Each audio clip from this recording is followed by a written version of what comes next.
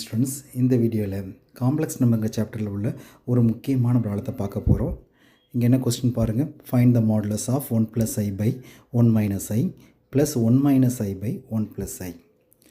Okay, so ஒரு complex நம்பருக்கு modulus கண்டுபிடிக்கணும். ஃபஸ்ட்டு அந்த காம்ப்ளெக்ஸ் நம்பரை ரெக்டாங்குலர் ஃபார்முக்கு நம்ம மாற்றுவோம். அந்த ரெக்டாங்குலர் ஃபார்முக்கு மாற்றினதுக்கப்புறம் மாடுலஸ் கண்டுபிடிப்போம். ஓகேவா? பட் இந்த ப்ராப்ளத்தை பொறுத்தளவுக்கும் இந்த காம்ப்ளெக்ஸ் நம்பர் இருக்குது பார்த்திங்களா, இதை ரெக்டாங்குலர் ஃபார்முக்கு மாற்றாமலே நாம் என்ன பண்ண போகிறோம், மாடுலஸ் கண்டுபிடிக்க போகிறோம். ஓகே, அதுக்கு நாம் என்ன பண்ணுறோம்னா இந்த ஐடியாவை பயன்படுத்துகிறோம். ஓகே, எக்ஸ் ப்ளஸ் ஐஒய் அப்படிங்கிற ஒரு காம்ப்ளெக்ஸ் நம்பரில் ஐயை காமனாக எடுத்ததுக்கப்புறம் என்ன கிடைக்கு பாருங்கள், i × y - ix இந்த மாதிரி எழுத முடியும்.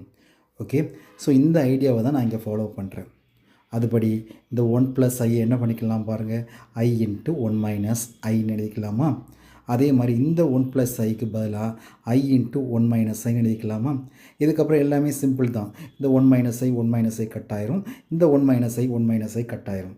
ஓகே, அதுக்கப்புறம் என்ன கிடைக்கும் பாருங்கள், i + 1/i. 1/iயோட வேல்யூ எதுக்கு ஈக்குவல், -iக்கு. அப்போ 1/i வர்ற ப்ளேஸில் -i யூஸ் பண்ணிக்கலாமா? i - i கட் ஆனால் நமக்கு என்ன கிடைக்குன்னா 0 கிடைக்கி. ஓகே, அதாவது 1 + i by 1 - i plus 1 - i by 1 + i = 0.